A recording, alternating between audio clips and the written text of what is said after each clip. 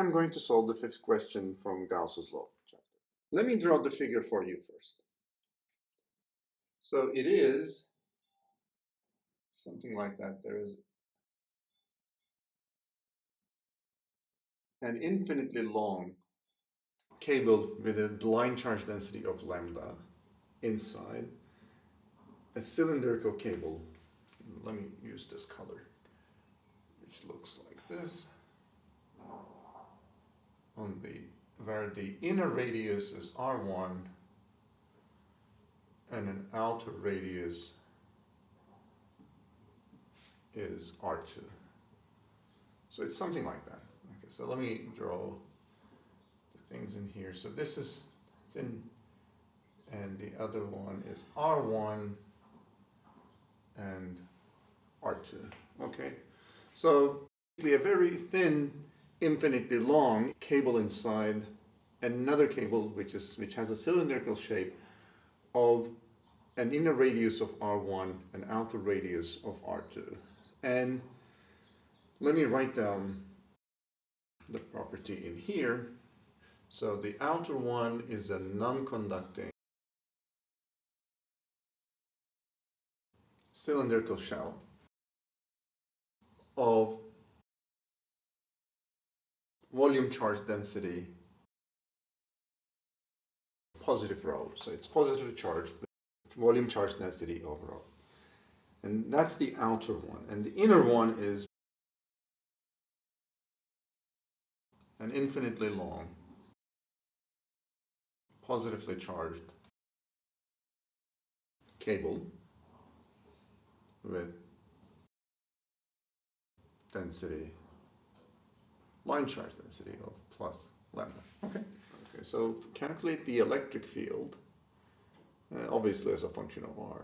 And the other quantities are the relevant parameters in here for different regions. And those regions are, the first region is calculate the electric field at a distance R, which is smaller than R1.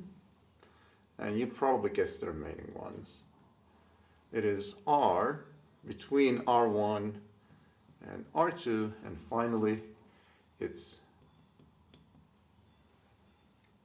R greater than R2. So for three different regions, calculate the electric field. Okay, so that's the setting. Let me remind you what the Gauss's law was. So Gauss's law tells us the following. So Gauss's law.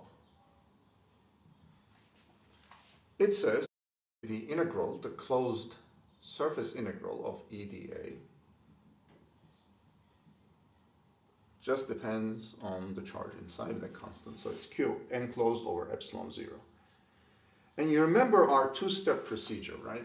To evaluate this integral and then get the expression for the electric field. The first step was the following. Choosing a good Gaussian surface. And the second step is finding this enclosed charge Q, calculating. Okay, in order to solve those Gauss's questions, you need to follow these two steps. Choosing a good Gaussian surface and calculating the enclosed charge. So what we mean by a good Gaussian surface is the following. You don't want to do this integral. What you want to do is you want to find out a good Gaussian surface such that you can take this electric field outside of the integral. And you can only do that if E doesn't depend on the area that you're integrating it over, right? For this situation, we know what that Gaussian surface is. We did similar problems before, and that was a cylinder, right? So let me choose, for instance, a good Gaussian surface here. It's going to be a cylinder like that. And I'm doing it for the first step, but it's exactly the same as the others. So you choose a finite cylinder in here. And for a finite cylinder in this infinitely long setting, the direction of the electric field is obvious, right? It's going to be away from the radial direction when you're around. So that's why this is a good Gaussian surface because of two reasons. So let me write them down. So this is choosing a good Gaussian surface. So it's a cylinder.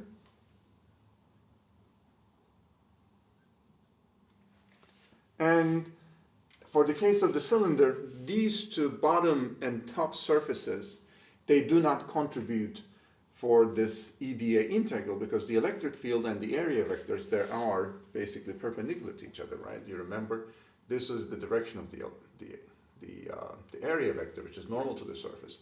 And as you can see, the electric field is up in here and down in here, and that's why they are perpendicular to each other, right? Which is due to this infinitely long positively charged cable.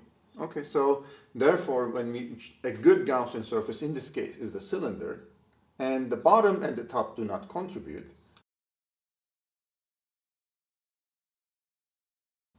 give zero flux, and the lateral surface gives a non-zero one.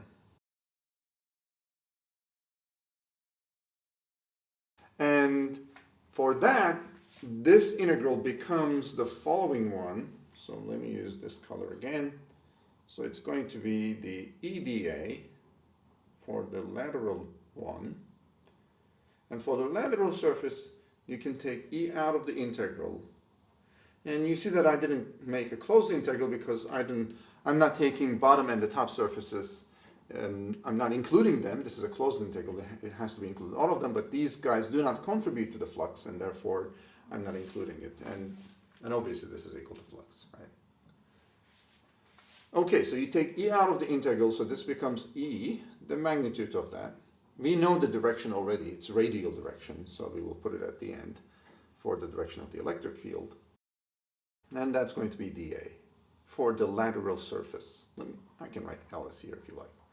And what is the magnitude of this? This is A, the total area, and that is equal to, so this is the lateral part, and it's the circumference 2 pi r times whatever the height of this cylinder is. Let me call it h. Okay, it's 2 pi r times h. And that is equal to Q enclosed divided by epsilon 0. I can write the electric field expression for 3 different situations. All of them will have the following form. So let me write it here so that it's going to be distinguished. So the electric field will have the following form.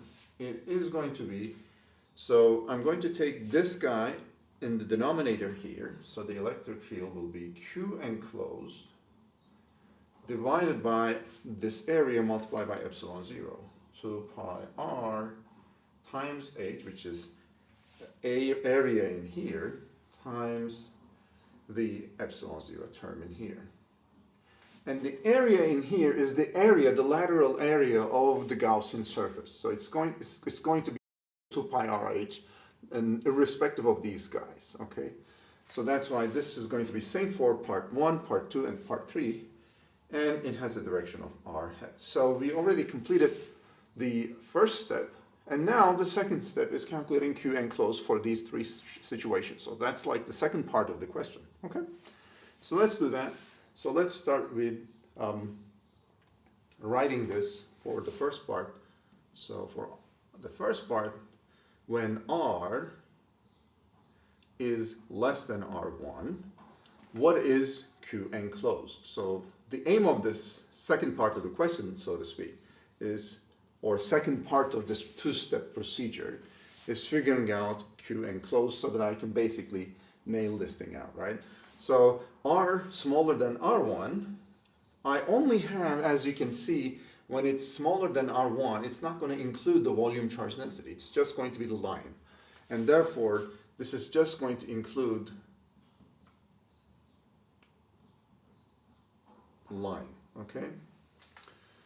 And therefore, the charge, and in 1D, if you remember, the Q is equal to lambda, line charge density, multiplied by the length. In this case, it's h.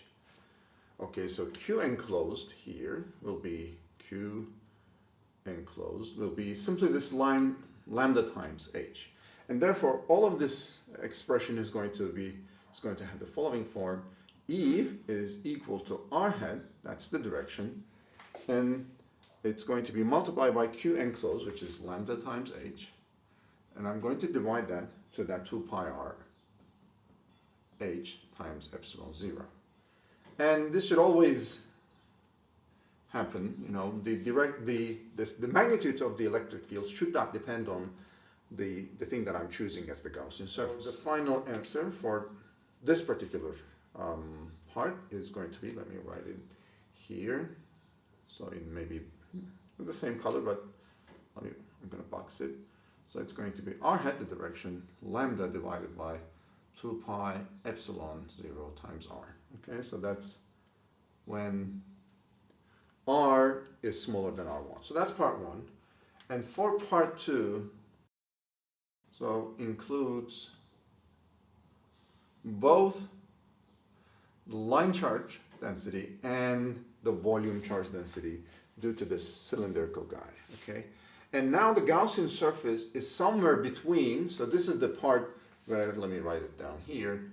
So this is like R1, it's between R1 and R2, okay?